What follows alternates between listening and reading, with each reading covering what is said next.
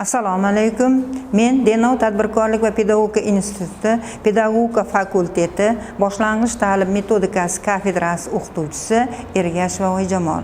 Bugun biz sizlar bilan boshlang'ich ta'lim pedagogikasi innovatsiya va integratsiya fanidan quyidagi mavzu bilan tanishib olamiz.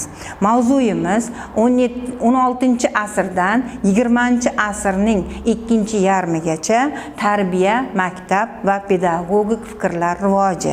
Ushbu mavzuyimiz yuzasidan quyidagi rejalar asosida sizlar bilan suhbatlashamiz. Birinchi rejamiz Turkiston o'lkasida diniy islomiy tarbiya muassasalari va pedagogik fikr taraqqiyoti. Ikkinchi rejamiz Turkistonda jadidchilik harakati va ta'lim tarbiya. Uchinchi rejamiz Mahmudxo'ja Behbudiy, Munavvar qori Abdulla Avloniyning pedagogik qarashlari.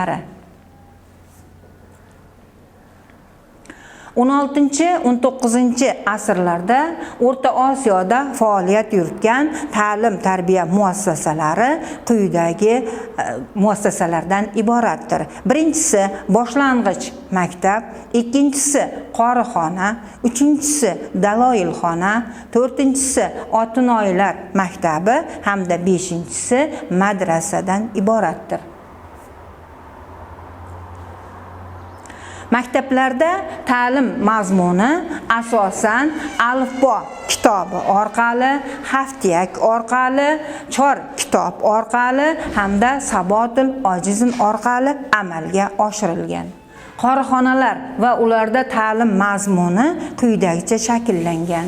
Ta'lim muassasasining maqsadi turli diniy marosimlarda Qur'on tilovat qiluvchi qorilarni tayyorlashdan iborat bo'lgan. O'qitishni tashkil etish tartibi 2-3 yil davom etgan. Mashg'ulotlar jumladan tashqari har kuni o'tkazilgan.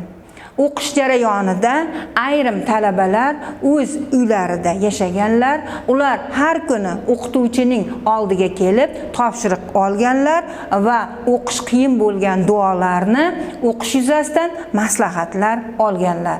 Ayrim hollarda esa oilalari bilan qorixonaning o'zida yashaganlar va hamma bilan birgalikda farq daromadlaridan foydalanganlar. O'qitish mazmuni o'qish jarayonini juda oddiy bo'lib, Qur'oni Karimdan suralarni yod olishdan iborat edi. Madrasalarda ta'limni tashkil etish bo'limlar, kurslar, mashg'ulotlarni tashkil etish tartibidan iborat bo'lgan. Bo'limlarning vazifasi asosan madrasa 2 bo'limdan, ya'ni quyi va yuqori bo'limdan iborat bo'lgan. Birinchi bo'limda talabalar din ahkomlarini o'rganganlar, ikkinchi bo'limda esa Qur'oni Karimga muvofiq holda bayon etilgan islomning asosiy qonunlarini o'qitish bilan shug'ullanganlar. Kurslarda madrasa talabalarini shartli ravishda 3 ta kursga bo'lish mumkin. Birinchisi, ya'ni boshlang'ich kurs hisoblanib, bunda Adha deb yuritilib, hamda quyi kurs ham deb atalgan. Ikkinchi kursimiz esa Afsat, ya'ni o'rta kurs deb atalgan. Uchinchi kursimiz A'lo, ya'ni yuqori kurs deb atalgan. Ushbu o'rinda bunday kurslarga ajratilish faqat yirik madrasalarda mavjud ekanligini va ularda talabalar soni 20 tadan oshmasligini biz ko'rishimiz mumkin. Mashg'ulotni tashkil etilish tartibi asosan madrasalarda tashkil etilib, tartibi quyidagicha bo'lgan. Bitta darslikdagi aynan bir bobni o'rganayotgan 10-15 nafar talaba bir sinf xonasiga to'planishgan va o'zlariga oqsoqol, ya'ni sardorni saylab olishgan va bu guruh jamoa tarzida o'z oqsoqoli bilan qori jamoa deb nomlangan holatda faoliyatini shakllantirgan. Madrasalarda ta'lim mazmuni quyidagi tarzda amalga oshirilgan. Filologiya fanlari bu davrda arab va fors tojik tili, shuningdek she'riyat va ritorikani o'rganishga doir qo'llanmalar o'zlashtirilgan. Diniy bilimlar va islom huquqi esa ikkinchi bo'limda shakllantirilib, bunda Qur'oni Karim va uning ko'plab tavsiflari o'rganilgan. Uchinchi bo'limida esa umumiy ta'lim shakllanib, ushbu davrda tabiatshunoslik kabi dunyoviy fanlar o'qitilgan. Qizlar maktabida ta'lim mazmuni quyidagi tarzda shakllantirilgan. Qizlar maktabining tashkil etilish shart-sharoitlari quyidagicha bo'lib, bu asosan masjid va xonagohlarda amalga oshirilgan va bunda asosan qiz bolalar alohida o'g'il bolalardan ajralgan holatda amalga oshirilganligini ko'rishimiz mumkin. Bu asosan o'z davrining o'qimishli ayollari tomonidan uylarda shakllantirilgan va ayol muallimlar o'lkaning turli hududlarida Otinoyi, Otin bibi, Bibi Otin, Bibi Halifa kabi nomlar bilan faoliyat yuritganlar. Qizlar maktabi o'g'il bolalar maktablariga nisbatan ancha kam bo'lgan va ko'p hollarda maktabdorlarning, imomlarning xotinlari maktabdorlik qilganlar. Eng mashhur qizlar maktabini tashkil etgan otinlar Dilshodi Barnoning qizlar maktabi bo'lib hisoblanadi, Jahon Otin Uvaysiyning qizlar maktabi hisoblanadi hamda Anbar Otinning qizlar maktabidan iboratdir.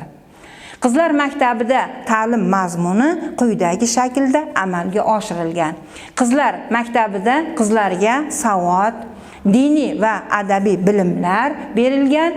Mazkur ta'lim muassasalarini ko'pchilik qizlar nazm bilan oshno bo'lib, keyinchalik o'zlari ham otinoyilik bilan shug'ullanishgan. Otinoyilar faoliyatining o'ziga xosliklari. Dilshodi Barnoning qizlar maktabi quyidagi tarzda amalga oshirilgan. Atoqli shoira Dilshodi Barno 50 yildan ortiq muallimalik qilib, qizlarga xat savod o'rgatadi. Shu bilan birga Dilshod o'z maktabida yosh qizlarni tarbiyalaydi, ularga xat savod o'rgatar ekan, ularni chuqur bilim egasi qilib, yosh iste'dodli qizlarga o'zbek, tojik, mumtoz adabiyoti namoyandalarining asarlarini ham o'rgatib borish bilan mashg'ul bo'ladi. Jahon Otin Uvaysiyning qizlar maktabi esa o'z maktabida qizlarga boshlang'ich ta'lim berar ekan, Jahon Otin ularning zehnini o'stirishga katta ahamiyat beradi. Otinoyi o'z shogirdlariga savod o'rgatibgina qolmasdan, balki ular orasidan iqtidorli qizlarni tanlab olish ishlarini ham amalga oshiradi. Qizlarni ko'proq nazm bo'stoniga yetaklab boradi. Anbar Otinning qizlar maktabi esa quyidagi shaklda amalga oshiriladi. Bunda qizlar asosan maktabni yaratish ishiga hissa qo'shganlar.